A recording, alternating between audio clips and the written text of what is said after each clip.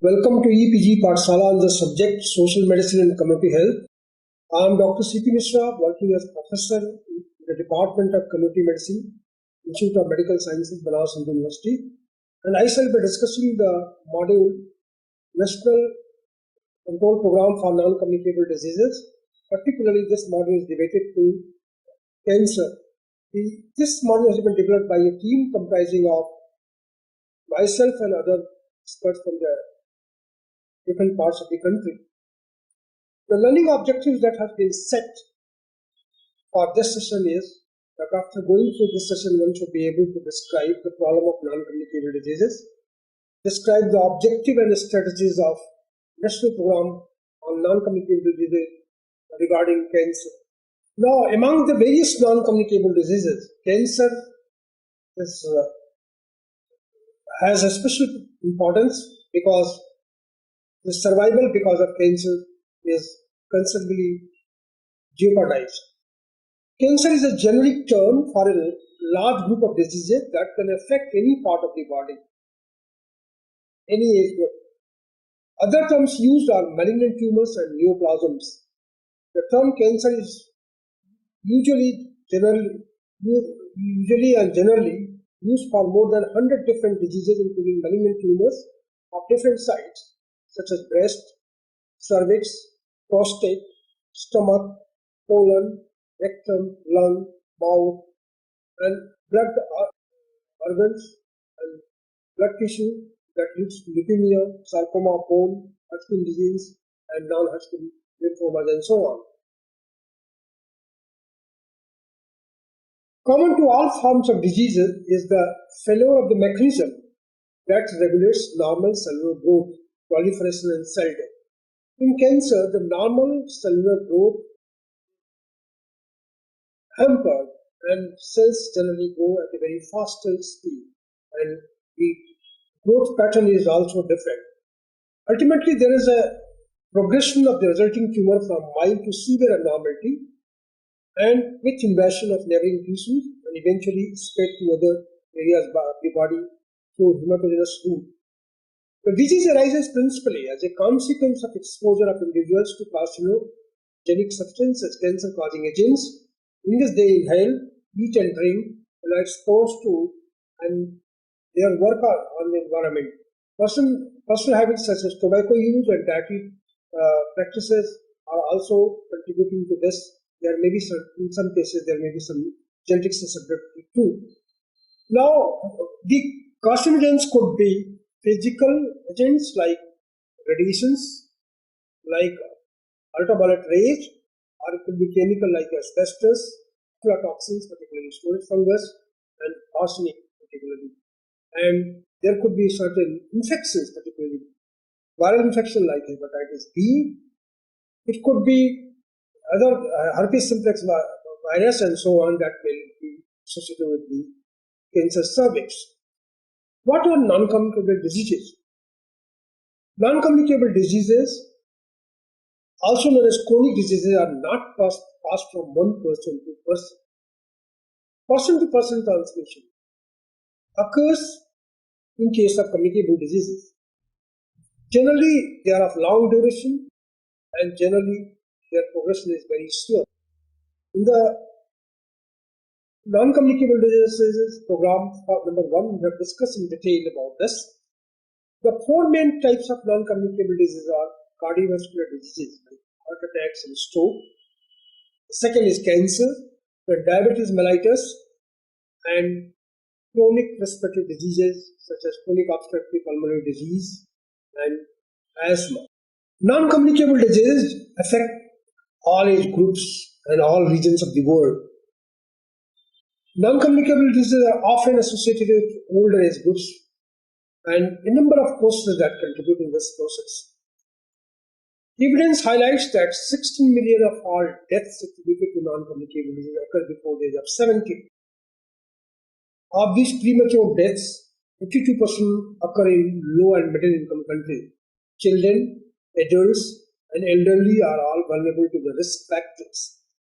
These diseases are driven by factors such as aging, rapid unplanned urbanization and globalization, of unhealthy lifestyles leading to high blood pressure, increased blood glucose levels, elevated blood lipids. So these lifestyle diseases are influenced by technological revolutions and life patterns adopted by different people. NCDs currently cause more deaths than all other causes combined, and NCDs deaths are projected to increase from 38 million in 2012 to 52 million by 2030. Approximately 42% of all NCD deaths globally occur before the age of 70 years. 48% of non-communicable disease deaths in low and middle income countries where economic capacity or economic systems are so weak that they are not able to take care of NCDs in a larger context. And 28% in high income countries where individuals aged under 70 years. Age standardized death rates indicate the risk of dying from non-communicable diseases irrespective of the total population size or whether the average age in the population is low or high. And age standardized death rates can be compared from one area to another area. In 2012, the age standardized non-communicable death rate was 539 per 100,000 population globally. The rate was lowest in high-income countries, 397 per 100,000 population, and highest in low-income countries, 625 per 100,000, and lower middle-income countries, 673 per 1,000 population. This data amply highlights that the countries belonging to lowest in high-income countries and highest in low-income countries, they are the significant contributor to the mortality related to non-communicable diseases. Regionally, age-standardized death rates for NCDs range from 438 per 100,000 in the WHO region of America to 650 per 100,000 in the WHO Africa, South Africa region and Eastern Mediterranean regions. The age-standardized NCD death rates per 100,000 by all age groups by WHO region. Comparable estimates, as I have said earlier, that African region, Southeast Asia region, and are particularly out of the 6 regions of WHO, there are 3 regions that are having more than 600 deaths per 100,000 population. We are considering all the diseases of NCDs. Cancer occupies a very special place. Burden of cancer, where its cancer magnitude and its consequences are quite serious. Worldwide in 2012, around 14.1 million new cancer cases were diagnosed. 8.2 million people died from cancer. 32.6 million people were 5-year cancer survivors. That is, the people who are alive for 5 years after being diagnosed with cancer. By 2025, 19.3 million new cancer cases are expected to be diagnosed each year. So, with increasing life expectancy, changing socio-cultural milieu, and changing lifestyle, changes in environmental conditions, changes in exposure to ionizing radiations, and also the burden of viral, protozoal, and sub-viral and protozoal and bacterial diseases may change the entire scenario over a period of time. Number of cancer deaths, cases and deaths worldwide in 2012, more developed regions, less developing regions. Obviously, the new cases and deaths are more in the less developed regions in comparison with other regions. Cancer incidence in area, oral cavity, lung cancer are the highest. Then followed by stomach, colorectal cancer, pharynx. Particularly in male, the oral cavity cancer is the commonest. This is followed by lung cancer incidence in terms of sight. Now, the same situation, if you see cancer incidence in India in females, the breast cancer incidence is maximum. Then this is followed by cervix cancer, then colorectal, then ovary, then lip and oral cavity. This implies that tobacco consumption, particularly that leads to lung cancer, is more in males than in females. The risk factors of NCDs in general, considered at various levels, that is, we can say metabolic, physiologic risk factors, behavioral risk factors, and underlying drivers. Underlying drivers are social determinants of health, globalization, urbanization, population aging, because these factors, underlying factors, are responsible for causation of initiating the process of, and there are a number of behavioral risk factors. They may contribute to NCD pyramid: tobacco use, unhealthy diet, harmful use of alcohol, physical inactivity.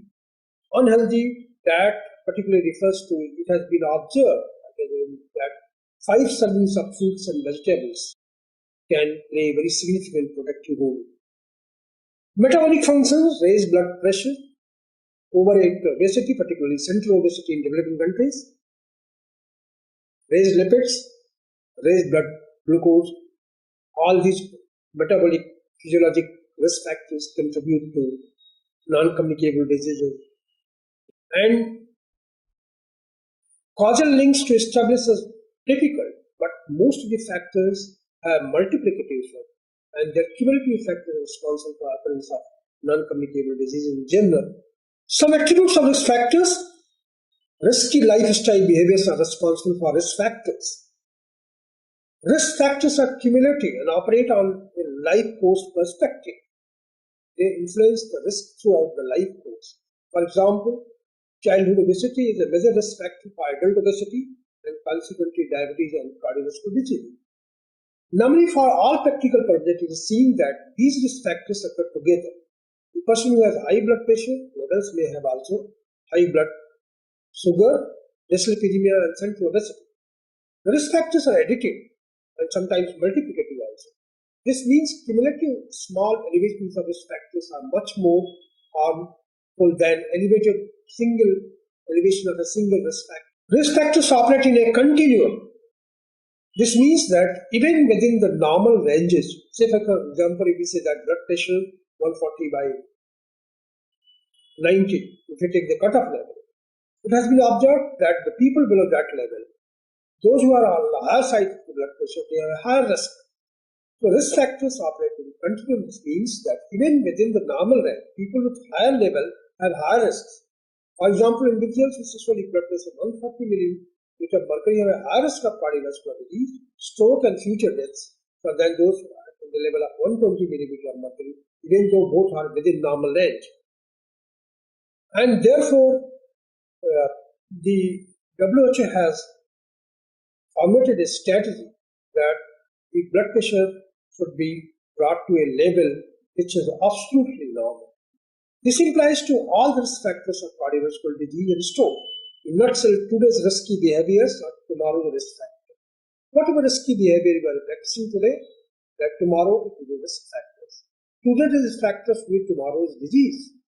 Thus, primary and secondary prevention of chronic diseases and their common risk factors provide the most sustainable and cost-effective approach to chronic diseases prevention and control.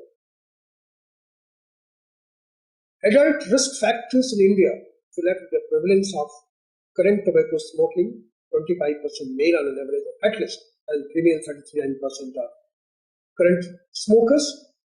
But tobacco consumption in other forms, particularly tobacco chewing, and also use of certain paste for oral hygiene is quite common in India, and that may be responsible to the oral cavity cancers and pharyngeal cancers. Total alcohol per capita consumption liters of pure alcohol 8% and 0.5% females generally. Physical activity 9.2% in male and 15.1% in female. Obesity figures are quite high, and the household fuel use that leads to various various carcinogens and also chronic obstructive diseases are quite high. Now, keeping in view the National Program on Prevention and Control of Diabetes, Cardiovascular Stroke Diseases and Stroke has been launched, and the National Program for Prevention and Control of Diabetes, Cardiovascular Stroke was initiated in the second half of 2010, implemented in 100 backward districts across 21 states during 2010 and 12, and National Cancer Control Program, which was initiated in the year 1975 to 76, has been brought under the umbrella of this National Program for Control of Cardiovascular Diseases, Cancer, and Stroke was formulated in 2011 after collaboration of NPDCS with National Cancer Control Program. Now, looking at the program component of NPCDCS program has two components. One is diabetes, cardiovascular diseases, and stroke, and another is cancer. These two components have been integrated at different levels of public healthcare system at sub-center, community health center, and state levels. Now, the first component has been discussed in the previous module, that is non-communicable disease control program number 1. Cancer management or cancer control or the cancer control program. The objectives of cancer component have been: number 1, primary prevention of cancer by health education, especially regarding hazards of tobacco consumption, necessity of genital hygiene for prevention of cervical cancer. Secondary prevention, that is early diagnosis and detection and treatment of cancers, for example, cancer of cervix, breast, and of oropharyngeal cancer by screening methods and patients' education on self-examination methods, and strengthening of existing cancer treatment facilities, which are hopefully inadequate, and palliative care after the providing the necessary treatment. Existing schemes under the National Cancer Control Program are: first, recognition of new regional cancer centers, RCCs. The idea is to enhance the cancer treatment facilities across the country and reduce the geographical gap in the country in the availability of cancer care facilities. New regional cancer centers are being recognized. A one-time grant of ₹5 crores is being provided to new regional cancer centers. So, first attempt that is being done is the recognition of new regional cancer centers, so that the available facilities for treatment of cancers is brought to the ambit of the people, and the services should be closer to the people. Then strengthening of existing regional cancer centers, because that is also a very important necessity. The one-time grant for 3 crores are being provided to existing regional centers to further strengthen their capacity to deal with cancer patients. Existing schemes under National Cancer Control Program. The third is development of oncology wing. Oncology, medical oncology, surgical oncology, these are the newer emerging areas in the management of cancer. Government hospitals and government medical colleges are provided with a grant of ₹3 crores for the development of oncology wing.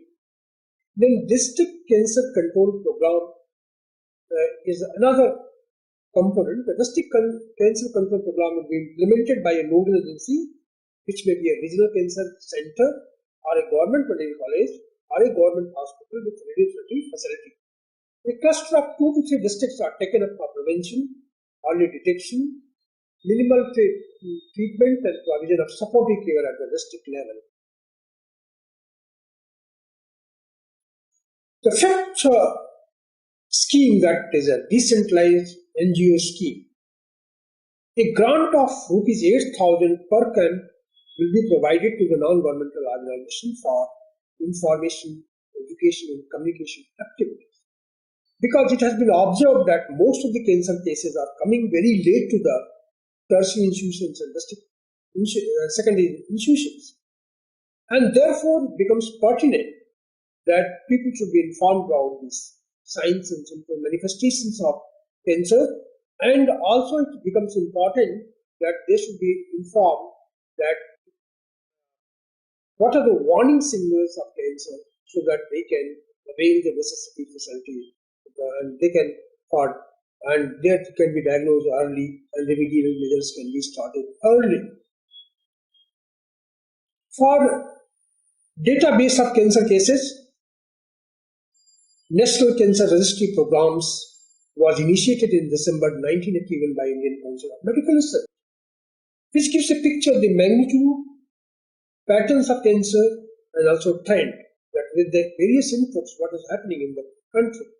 And two types of registries are in vogue. One is population-based cancer registry that takes the sample population in a geographically defined area, and we have hospital-based cancer registries take the data from patients coming to a particular health institution. The network of National Cancer Registry Program exists in the country, and most of the idea is that we can have a national, regionally related to data. And that is why a network of cancer registries have been created in the country. Now, initially when the cancer registry program was started, there were 3 population-based cancer registries at Bangalore, at Chennai, at Mumbai, and 3 hospital-based cancer registries started at Chandigarh, Dibrugarh, Thiruvananthapuram, and that commenced from 1st January 1982. As on September 2013, there are 28 population-based cancer registries and 7 hospital-based cancer registries in the country. Web-based hospital-based cancer registry data entry software have been provided to hospitals, which are potential hospital-based cancer registries. 55 centers have been started using hospital-based cancer registry data management program. National Cancer Registry Program has 17 hospitals, including 7 hospital-based cancer registries collaborating in the pattern of care and survival studies for 3 sites of cancer: cervix, breast, head and neck. Objectives of National Cancer Research Program. Because this is an area, cancer is an area where research is of paramount importance.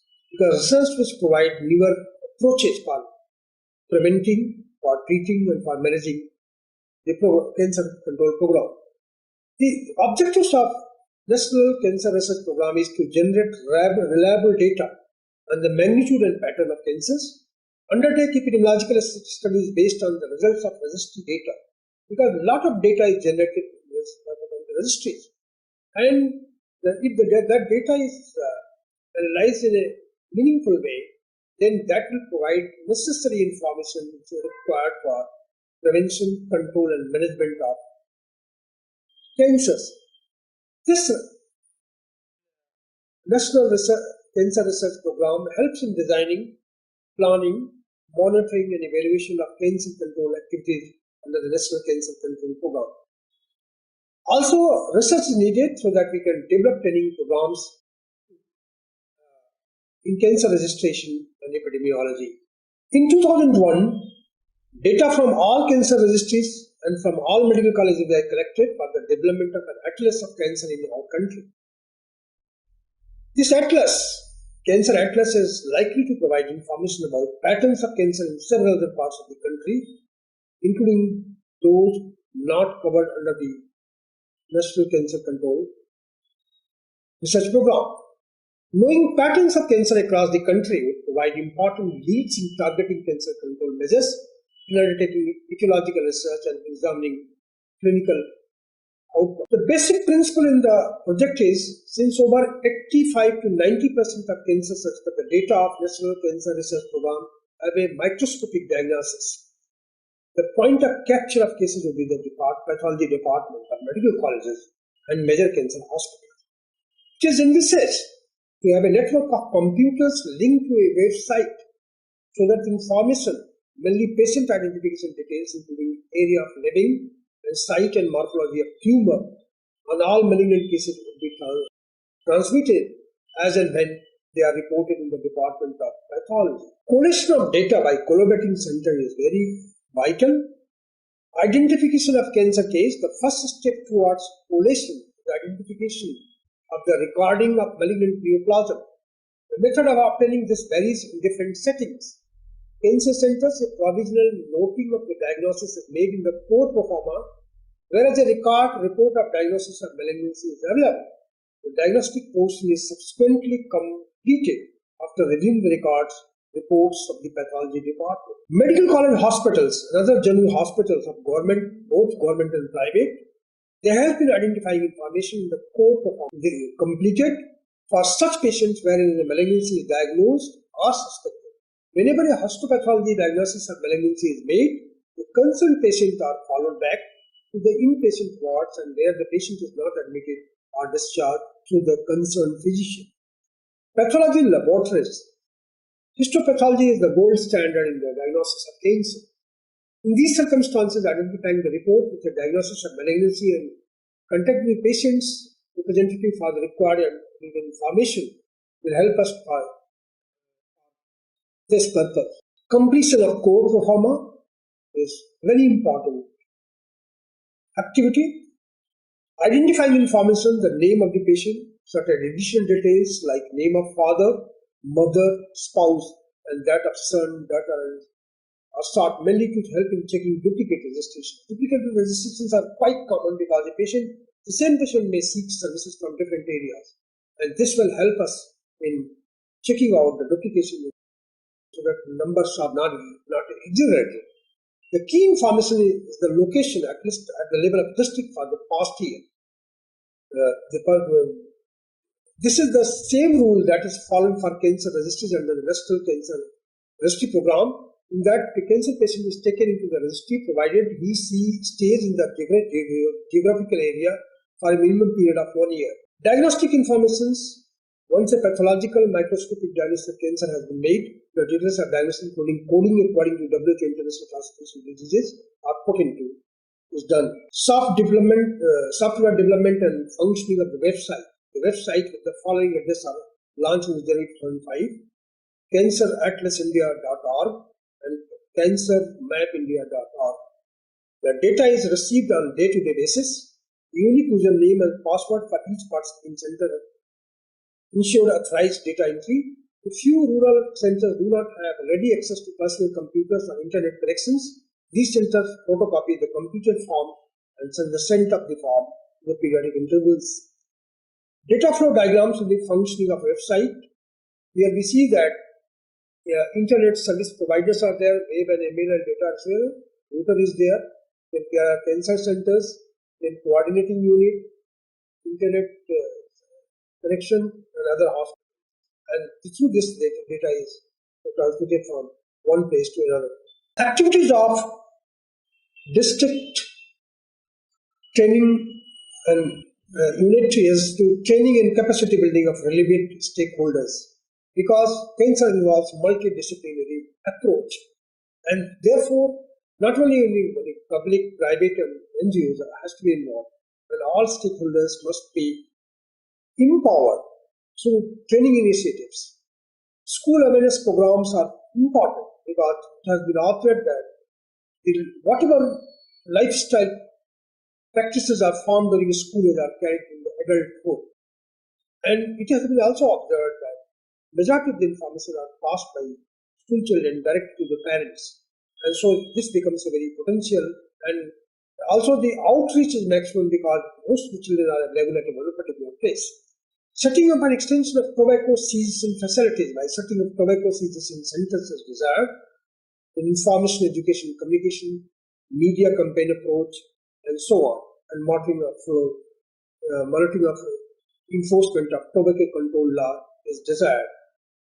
Now, just to conclude that with the changing socio-cultural milieu, urbanization, globalization, aging index, population, and due to many socio-cultural factors related lifestyle issues are putting non-communicable disease on right. And non-communicable diseases in general have commonality of factors. And basically there are two types of non-communicable diseases. One refers to cardiovascular diseases, diabetes mellitus, stroke. Other component is cancer. And cancer is one area where generally it is observed that reporting in developing countries or resource setting, the most of the cases report at very advanced stage where survival is jeopardized. Therefore, it is envisaged that ideally primary prevention, through primordial prevention, we should ensure that cancer cases will not occur. And that can be brought on by lifestyle modification, saying no to tobacco, alcohol consumption in moderation, physical activity, 5 servings of fruits and vegetables per day, and so on. So lifestyle modification is important. Self-reporting to the health centers for health checkups, self-breast examinations, and also once people are made aware about warning signals of cancer, probably, and once people are made aware about whatever facilities are available for cancer, probably they will approach to these centers at the early stage and the disease will be diagnosed. A lot of inputs are being provided and government in the National Cancer Control Program, so that those cases which are diagnosed, necessary support, necessary care in terms of surgery, in terms of chemotherapy, radiation support, and also palliative care, and also care after that is taken care of. Cancer is a disease that puts the patient in a very bad state, catastrophic state. Entire families' burden is financial burden, social burden, economic burdens becomes very more. And since the dependency ratio is very high in our country, we have to take into cognizance that the survival part is very, very vital, and that can be ensured when the cases are diagnosed at a very early stage. Thank you very much for visiting EPG Pathshala.